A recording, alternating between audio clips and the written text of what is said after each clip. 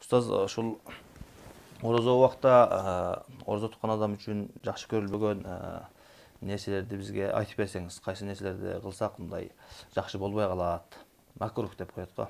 Бисмиллахир-рахманир-рахим. Бул тема чындыгында олуттуу темалардын бири. Көп адамдар маани бербеген менен бул олуттуу тема. Анткени пайгамбарыбыз башка бир хадисте айтат да, эки кабырдан өтүп барат мазардын жанынан көрүстөндөн.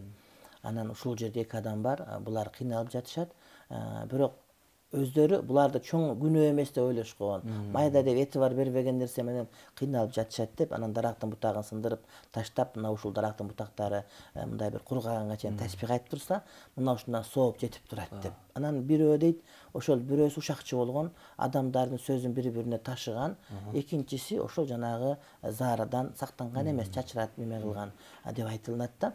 Ошол сыяктуу эле орозонун макрүүлөрү деп айтылганда, бул ошол сүннөттөрдүн тетиреси. Тагыраак айтканда, сүннөт аткарбай коюу бул деген кайсы бир деңгээлде макруh амалды аткарып коюу дегенге келип жатат да.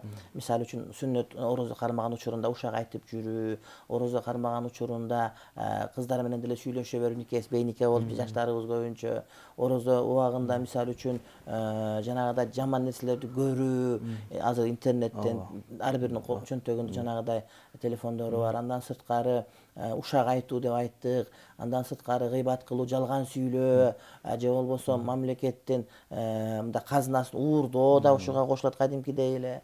Андан сырткары мынагы мисалы үчүн жана журналисттер айрыкча гезиттерден, журналдардан туура эмес нерселерди, мисалы үчүн маалыматтарды берүүсү сыяктуу ушул сыяктуу көптөгөн нерселер бар. Ушулардын баардыгы орозонун макрүүлөрү. Анан макруh деген эмне? Бул деген эми арам деп, таптакыр тыюу салынган деп деле айтсак болот, бирок ошол эле учурда жанагыдай бир өтө каттуу тыйылган, орозодо тамак жегенде, тамак ичкенде күнөөкөр эмес, бирок андан күнөөсү кем эмес болгон мындай бир аткарылуусу талап кылынбаган нерселерди биз макруh жактырылбаган, шарият тараптан жек көрүлгөн нерселерди айтабыз да.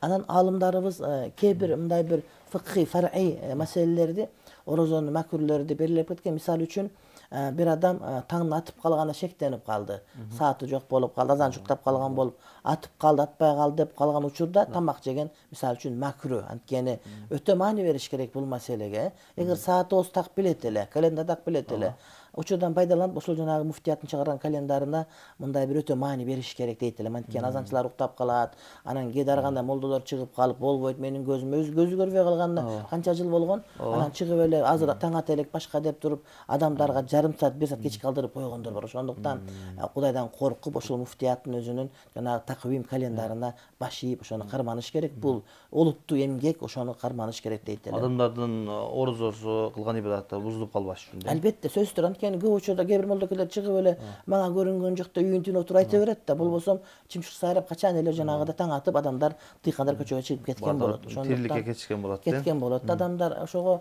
этият болуш керек. Анан жеке адамдар кээде мен мойнума алам деп айта берет экен да. Ал кыяматка барганда өзүнүкү мойнуна албай калат. Ошондуктан мойнума алам, кыла бер, мен жооп берем дегендерге маани бербеш керек. Илим жооп бериш керек. Атайын расмий муфтияттын календарын караса, бул ошол таквим Уммул Кура, анан Египеттики, Пакистандыкы, Ислам академияларыныкы, Сауд Аравиясынын өзүнүн таквимдери менен, андан сырткары илимий негизде далилденип, ошого мындай жооп берилет атайын комиссиянын лажнанын чечиминде чыгарылган календар. Ошон үчүн ага өтө маани бериш керек.